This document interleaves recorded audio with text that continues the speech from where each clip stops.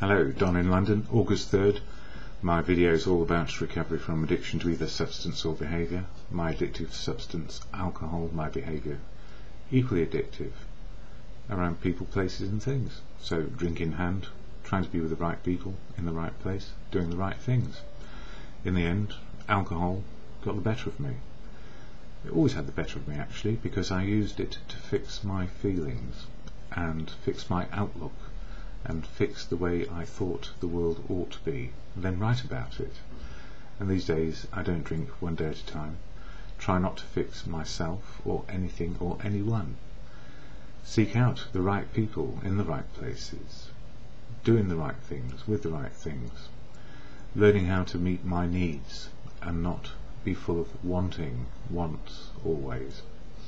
So quite a turnaround really in my life and how to live it.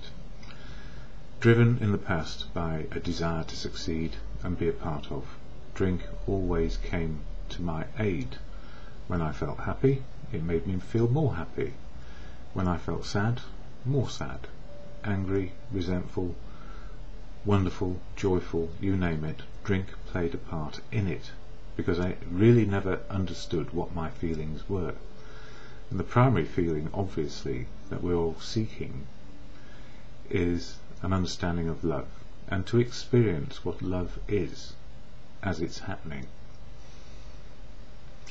So these days, more of an understanding of what love is, and from that falls all the emotions, if you like, to do with living. But I don't try and drink them away, and I don't try and fix them these days. I ask myself, this sounds a bit weird, I ask myself, how am I feeling, why, and what can I do? And this morning I feel okay. Why? Because I'm sober. What may I do next? Share some experience, strength and hope on these videos. So it's part of my daily meditation. And the reason why I do these videos, some people know nothing about how to get sober. They just feel, and I used to feel, I ought to be able to stop drinking and get my life back in order. But I didn't realise that I was an addict. I'd fallen into the ism of alcoholism, where I couldn't stop drinking, and drinking comes in many forms, but the ultimate test is, do I keep on drinking when I know it's harming me? And the answer was yes, and the answer today is no, I just don't drink one day at a time. So what helped me in the transition, if you like, or the transformation, or the amazing step change in my outlook? Well, family, friends, relatives of all sorts, professionals, all tried to help me get sober, and they kept me alive long enough to get to a place where I couldn't see a way out of my problem. No amount of self-will, no amount of a desire to stop seemed to work on my own. And the moment of clarity for me was, I cannot do it on my own. So what am I going to do? So I went back to friends, family, professionals, and in the end they said, you need people who know how to stop drinking and stay stopped one day at a time. And the majority of those people seem to be in a fellowship, and that fellowship is AA, Alcoholics Anonymous. And the good news is, when I got there, I was told, all you need to do is sit down and listen, and sit down and find out what your path may be in life today. Don't try and solve all your problems at once, just try solve one, stay sober, and see where the journey can lead you. And several years later, I guess to an extent I'm still doing that. So the Fellowship of AA is the primary source of my continued recovery, because that's where the wisdom of living sober is for me.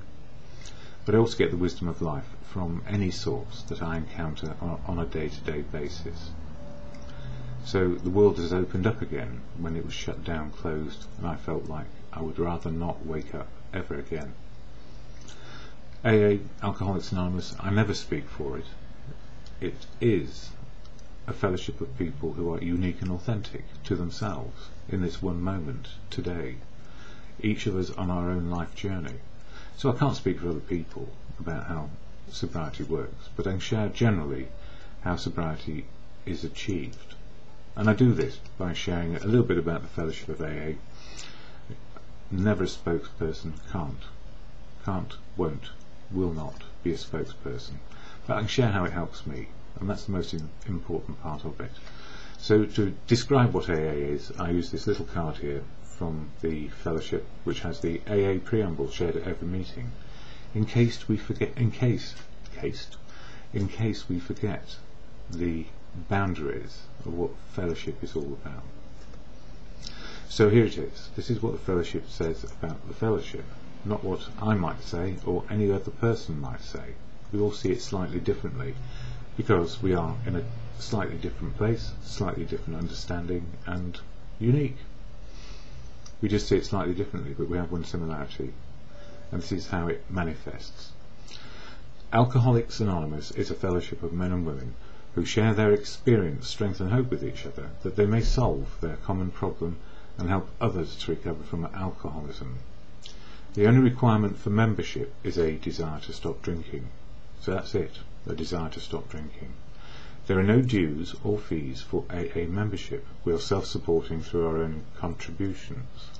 AA is not allied with any sect, denomination, politics, organisation or institution, does not wish to engage in any controversy, neither endorses nor opposes any causes.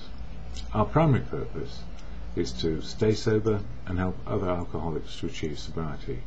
So this is just one voice of the many voices that you will find and encounter in the fellowship of AA, and each voice comes across in a slightly different way, and we talk about our lives, our experience, strength and hope, and what is working today and often what is not working, because life is sometimes very painful when we're trying to make big changes which we don't really want to do. And the biggest change I ever wanted to make was how to stop drinking and still feel that life was worth living, even though life had become intolerable under the cosh of drink. I couldn't stop, didn't know how to, and I felt a complete failure, and I was fearful of sharing my shame and guilt because I felt that you would judge me.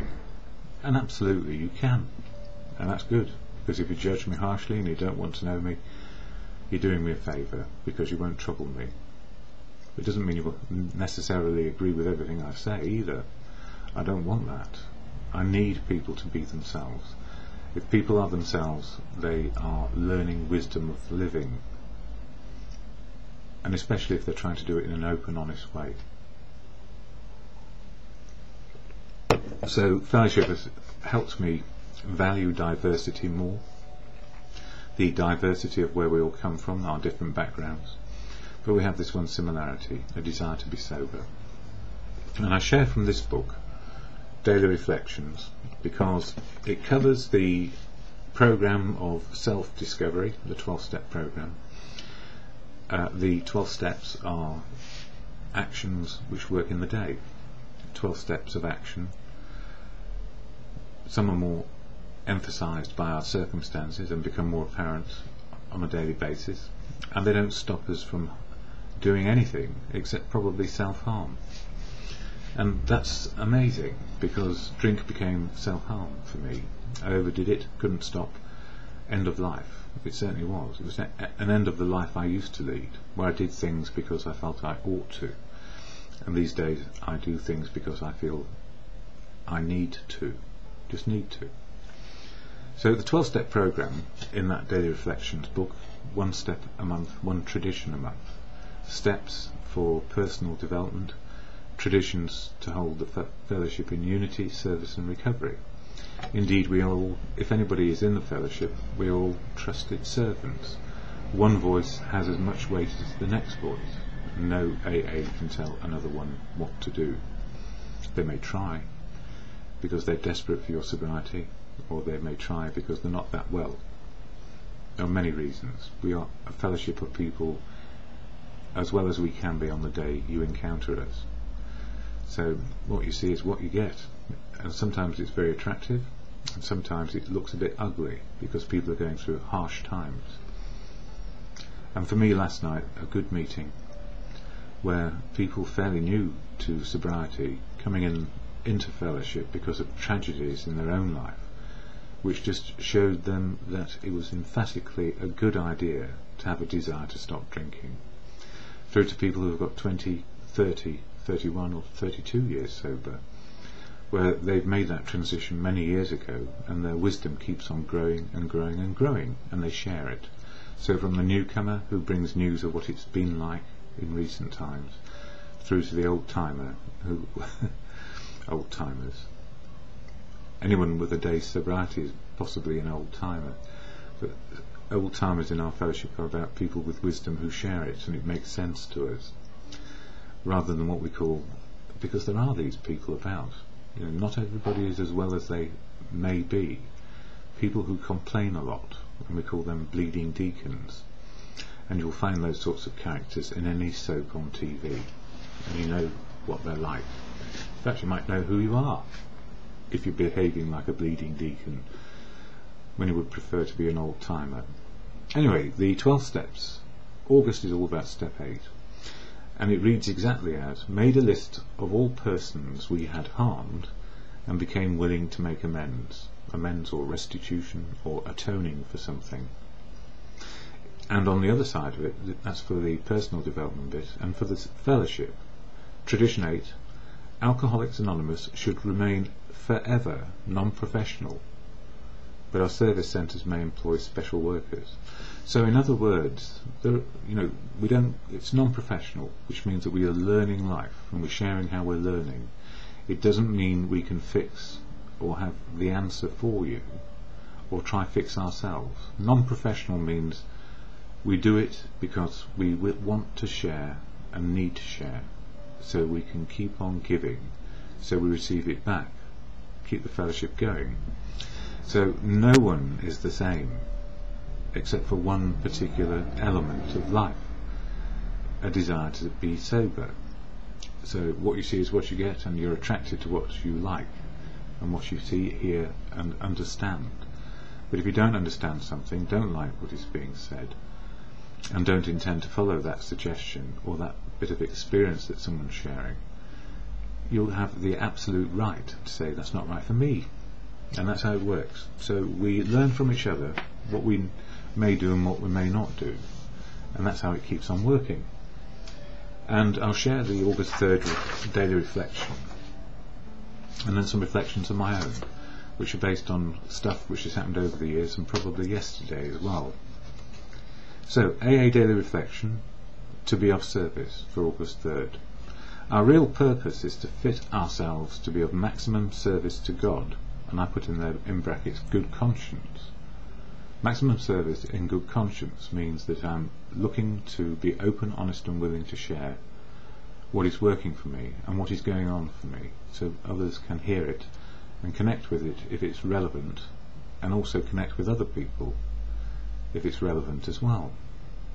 Because I do not have much of an answer for everyone. I may just have part of an answer for someone on any one particular day. Maximum service to God, or good conscience, as you understand for yourself, and the people about us. It is clear that God's plan, or just how the universe works, for me is expressed through love. Indeed, love is the big emotion that all the other ones fall out of, if you like. God loved me enough to take me from alleys and jails so that I could be made useful, a useful participant in his world. My response is to love all of his children through service and by example. I ask God to help me imitate his love for me through my love for others.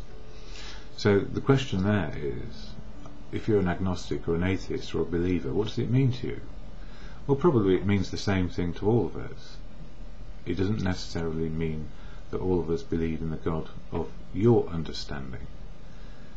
6.5 billion or so people on the planet, it would be hardly likely that everyone would believe in the same God, or even understand God the same way. So we come to an understanding in fellowship about a higher power, a power greater than us, which can be our guide, and the wisdom in the rooms of AA from the multitude. The wisdom from the multitude informs me and helps me develop wisdom of life today. So that's my higher power, and let go and let God, let go and let good happen. Let go of trying to run the show. Let me see the show, and we'll see where I fit in. So it's not about having power over anything or anyone. For me, I think that's what it means, really. And for me, I like Gandhi's understanding. God is truth, and I extend that with understanding of others to God is love. God works through people. So truth, love and wisdom are my higher power, and they can be called God. Absolute truth, not my opinion or belief. Love, to love and be loved back, and useful. Useful in life, useful in living, a part of it, rather than the opposite, which is where I got to. Not useful, not able to join in, excluded because I couldn't cope. So there we are, yeah, to be of service. And that's the traditions in a nutshell. For the fellowship, unity, service and recovery. We don't all agree, good. We don't all see eye to eye, good. We don't tell each other what to do, even better. And we all develop our wisdom of living through the steps. Absolutely marvellous. But there are people who will try and divert you into their point of view and are inclined to say, well, if you don't follow these suggestions, you're going to die. We were all going to die. It's just a question of to what degree and when, and whether we're under the influence of alcohol or an addiction, or whether we have had a good day and we get knocked over by a bus, or we have a heart attack. If the last, I suppose this is the spiritual element of the programme. If we are living in the moment of now, where our feelings fit reality, our feelings are the equal of what is going on, no bigger, no smaller, so every feeling is genuine and felt, from the good feelings to the angry and resentful feelings. If they fit what is going on, we can deal with things in the moment. And if we do expire at some point during the day, it makes no difference. We go with a clear conscience. It may seem a bit harsh to say that, but for some of us who are getting older and have chronic conditions, that could happen very easily. So I'm just being pragmatic, I guess. But it means I don't fear an ending, because I haven't lost anything anymore. I've been able to make best use of what is going on right now. Usefulness, both ways. So this morning, some of my reflections, anything for a quiet life. I can remember those days. Children should be seen and not heard. Fear and a brave face kept me silent on many occasions to avoid dark consequences, like anger from other people. So the dark consequences of that silence were quite profound for me. The noise in my head was deafening back then, so the more silent I was, and not confrontational or even asking what on earth is going on, it didn't work. And the inner voice, the number of voices in my head said, I wish I was different, what am I going to do about this? All that stuff was going on. But when I speak out now, I find serenity, and the inner silence is golden today. So there is silence in my head. There's no committee saying, you should have done this, you should have done this, that. Why haven't you been able to give up drinking? Why is it that every time you try on self-will, you fail? And the answer is, simply, as in step one, I'm powerless over alcohol. And if I stop drinking, I get some freedom back. Freedom to make choices based on life as it is today. Yeah, and another one for today, can do, can't do today, which is from the Serenity Prayer, the can do, can't do, and knowing the wisdom, or the wisdom to know the difference. I can share experience, strength and hope, but I cannot judge what is right for you or impose my beliefs on you. The wisdom of what works is in the action, and with freedom to choose in the moment of now. So the wisdom of what works is the action we put in, and with the freedom to choose in the moment of now. So if we have got our freedom back, freedom to choose life, freedom of choice, based on real life, that doesn't mean you can go out and just do what you want. Well, it actually does mean that. But there are consequences to all actions. So if you tread on the toes of other people, they'll bash you on the nose. Or something similar. Or they'll go silent and resent you, or me. And another year, to be of service, Human beings are all equal in their rights and responsibilities to each other, although some people think they've got more rights and more rights to tell you what to do. We behave in ways consistent with our beliefs. We improve our courage, faith and confidence. We need not complain about others. Simply be even-handed. Avoid loud and aggressive persons. They are vexatious to the spirit, as it says in Desiderata by Max Ehrmann.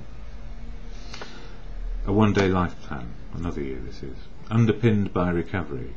Each day is all we have to experience truth, cope with it, be happy, be sad, be angry, be resentful, have fun, love, be loved, and useful. The less we deny our feelings, the more we understand them. The more we are able to form the right actions, be ourselves, and others be themselves, then life works today. So, quite a lot there, really. How do I feel right now? I feel hot. It's very warm in London, UK, this August 3rd. What's going to work for me today? Knowing what I can do and I can't do, and keep on learning the wisdom around that. So the serenity prayer to God, as you understand, not my understanding, your understanding. Or good conscience, your understanding, in terms of open, honest and willing to live life on life's terms, I guess. But there's me qualifying it already. So the serenity prayer, which offers more serenity than much of anything else, is the can do, can't do and wisdom bit. So to God, or in good conscience, God, grant me the serenity to accept the things I cannot change, courage to change the things I can, and the wisdom to know the difference. Always for me in the moment and just for today.